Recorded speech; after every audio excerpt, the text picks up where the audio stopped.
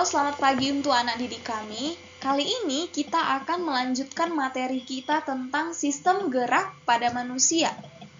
Nah, kita mampu bergerak, mampu berjalan, mampu mengangkat barang, mampu makan. Itu dikarenakan adanya kerjasama antara beberapa komponen-komponen yang menyebabkan kita mampu bergerak. Minggu lalu sudah kita bahas beberapa komponen yang lain, misalnya adalah tulang dan sendi. Kali ini kita akan membahas tentang otot. Sebagai umat yang beragama, ada baiknya kita bersyukur kepada Tuhan, karena Tuhan menciptakan kita, memberikan kita beberapa komponen sehingga kita mampu bergerak, memudahkan kita untuk menjalani kehidupan kita. Nah, ketika kalian pergi ke pasar atau menemani orang tua kalian berbelanja, pasti kalian pernah melihat seperti yang di gambar ini. Misalnya, ini dapat kita jumpai di pinggir pasar Seborong-Borong yang di simpang terminal itu.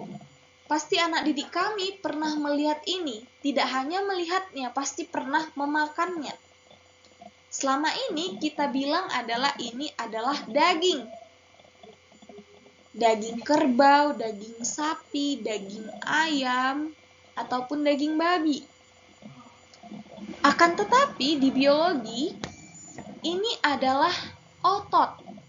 Jadi selama ini yang kita makan ini adalah otot, bukan daging. Jadi setelah pembelajaran kali ini, kalian tidak lagi membilang kalau itu adalah daging, melainkan otot. Di tubuh kita ada beberapa jenis otot. Ada 3 jenis. Yang pertama adalah otot polos, yang kedua otot lurik atau otot rangka, dan yang ketiga adalah otot jantung. Ketiga otot ini memiliki struktur, fungsi, dan letak yang berbeda-beda. Nah, kita akan bahas satu persatu ya. Yang pertama yang kita bahas adalah otot polos. Otot polos memiliki ciri-ciri yang pertama, memiliki satu inti sel atau nukleus yang berada di tengah-tengah selnya. Kemudian, otot polos bekerja secara tidak sadar.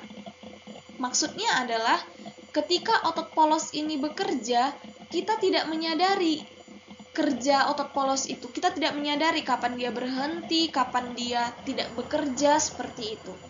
Dan yang ketiga, awal kontraksi lambat, tahan terhadap kelelahan. Otot polos ini mampu bekerja selama kita hidup. Ketika kita tidur, ketika kita bekerja, dia akan terus bekerja tanpa mengenal lelah. Dan yang keempat adalah bentuk serabut otot polos seperti gelendong, panjang dan langsing. Nanti akan Ibu Guru kasih tunjuk gimana gambar mikroskopis dari otot polos. Kemudian otot polos mampu kita temukan di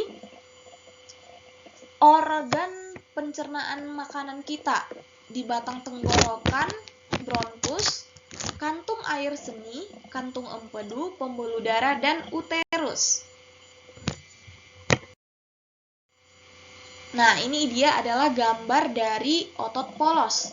Tadi ciri yang pertama adalah bentuknya memiliki nukleus atau inti sel yang berada di tengah sel. Yang hitam ini adalah, sudah ditunjukkan di gambarnya, ini adalah inti sel yang terletak di tengah-tengah sel tersebut. Dan bentuk otot polos tadi adalah berbentuk seperti gelendong.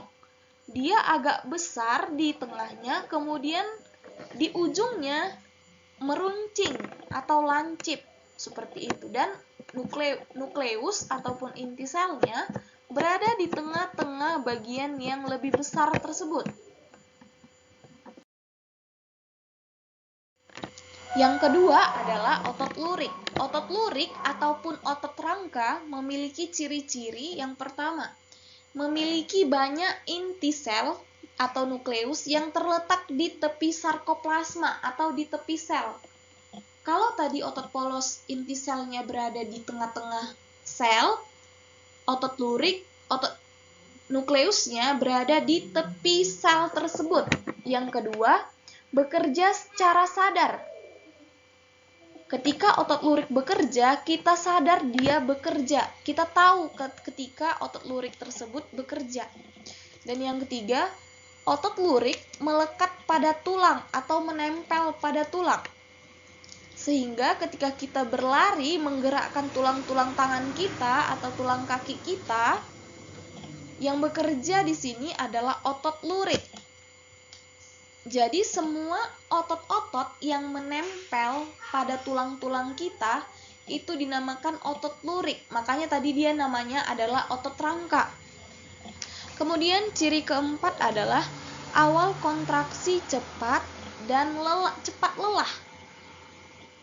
Ketika kalian berlari, otot lurik menggerakkan rangka kita, tulang kita.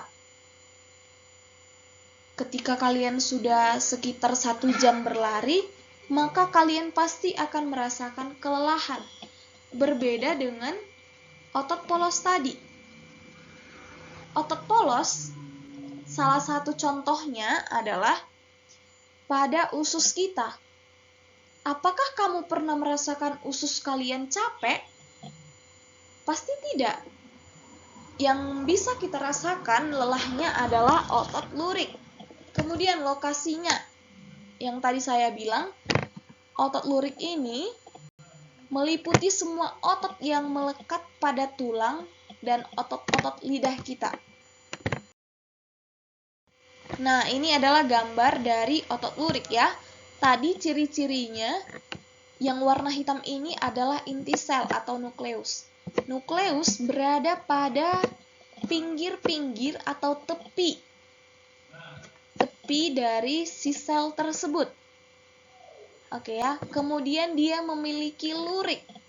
Lurik adalah garis-garis yang berwarna kegelapan di sebelah garis yang merah ini. Di sebelah warna merah ini ya. Nah, yang ketiga adalah otot jantung. Otot jantung memiliki ciri-ciri yang pertama, memiliki inti sel yang berada di tengah, sama seperti otot polos tadi ya.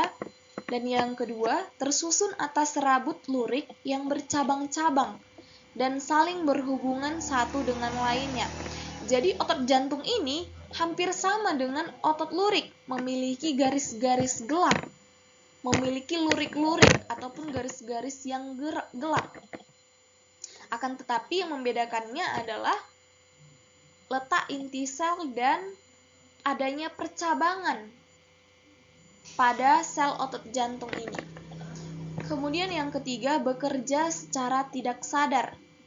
Dan yang keempat, serat otot berserat dikarenakan adanya lurik tadi. Kemudian yang nomor 5 adalah awal kontraksi lambat dan tahan terhadap kelelahan. Jantung kita mampu berdegup selama kita masih hidup dan tidak akan merasakan lelah. Berbeda sama otot lurik tadi. Ketika kita berjalan, yang bekerja adalah otot lurik. Selama 1 jam kita berjalan, pasti kita akan merasakan kelelahan. Akan tetapi, kalau otot jantung, selama 1 jam kita berdetak, otot jantung tidak akan merasakan kelelahan. Kemudian, lokasinya adalah otot jantung berada di jantung, hanya ada di jantung. Oke, ini adalah gambar dari otot jantung ya. Seperti yang saya bilang tadi, inti selnya yang berwarna hitam ini, bulat yang berwarna hitam ini adalah inti sel dari si otot jantung yang berada di tengah-tengah selnya. Kemudian dia memiliki lurik. Lurik itu yang mana, Bu? Yang berwarna gelap ini. Selnya kan berwarna merah, tapi ada kan yang berwarna gelap ini, itu dinamakan lurik. Kemudian ada yang dinamakan percabangan. pada selnya. Bisa kita lihat ya, ada percabangan berbeda dengan si otot lurik tadi. Dia hanya satu garis saja. Berbeda dengan otot jantung ini. Oke, untuk tugasnya, lengkapilah tabel di bawah ini dengan tepat.